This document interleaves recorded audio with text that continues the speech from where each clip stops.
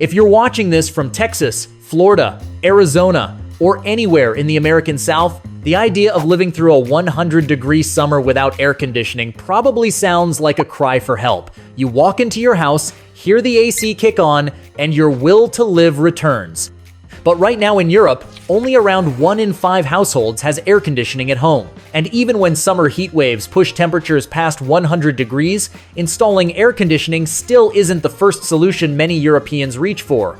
So how do they survive when temperatures hit 100 degrees? No, they don't all just jump into a river to float home from work, although in Switzerland, some commuters really do swim home down the Aare River with their clothes and laptops sealed inside waterproof floating bags. That part is real. But for everyone else, not turning their evening commute into a lazy river ride, Europe's survival strategy comes down to old buildings, smart habits, expensive electricity, strict city rules, and a very different idea of what cooling down actually means.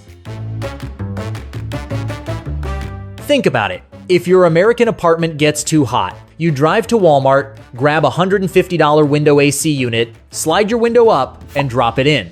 Boom, instant winter. But if you try that in Paris or Berlin, you're going to fail immediately. European windows don't do the vertical slide thing. They're typically built on hinges and swing inward like a door, meaning a heavy metal compressor box will basically become a dangerous projectile dropping onto the sidewalk below.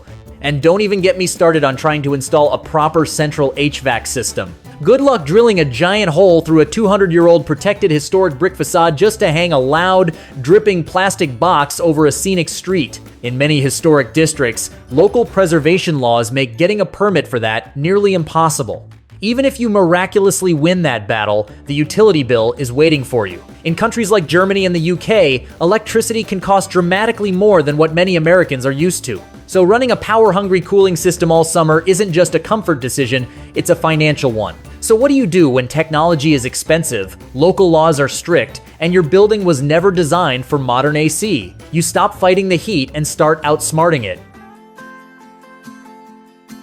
Because many Europeans can't just pump artificial cold air into their rooms, they've mastered the art of trapping the cold air they already have. Think about your favorite Yeti travel mug. It doesn't use batteries, it just uses heavy insulation to block the outside temperature. That is exactly how traditional European homes are engineered. While American suburban houses are built super fast using wood frames and drywall, a huge chunk of Europe's housing stock is built with solid stone and thick concrete brick. This creates massive thermal mass, a physics concept where dense materials absorb temperature changes incredibly slowly. In the right building, it can take a long stretch of relentless sunshine before that heat fully works its way indoors.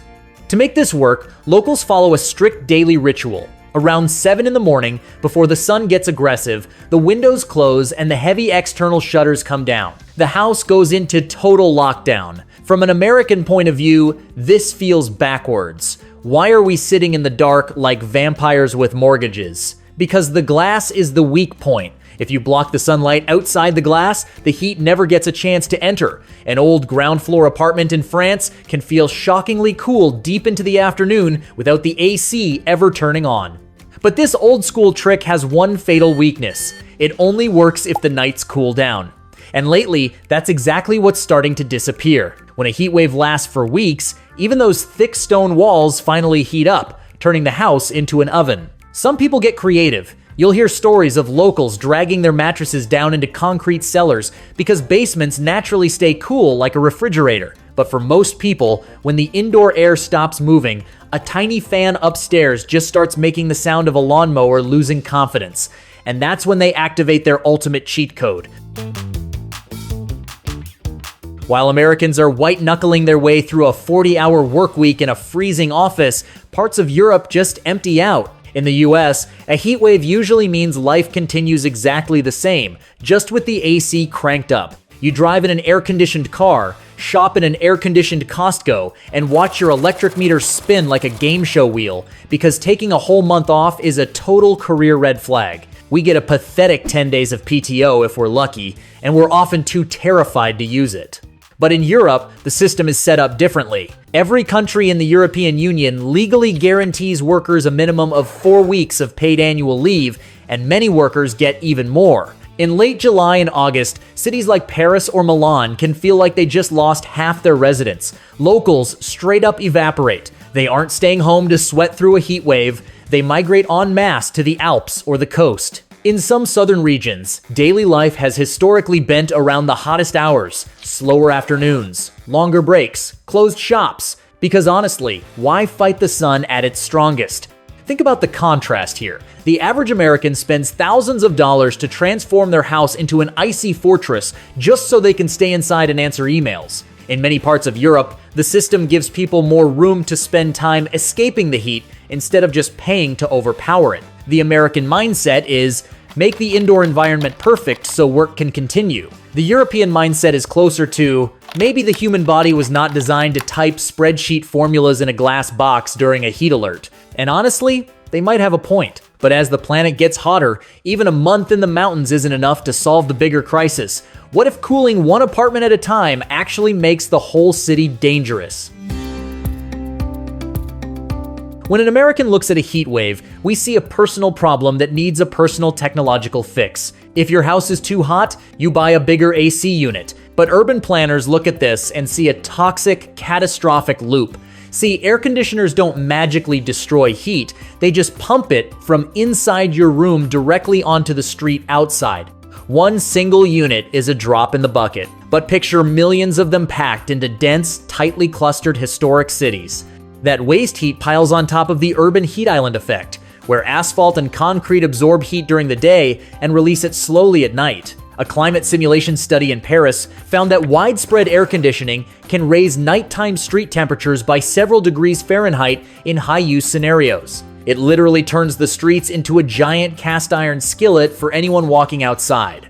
So, instead of upgrading their electrical grids to support a massive army of power-guzzling appliances, many European cities are playing the long game.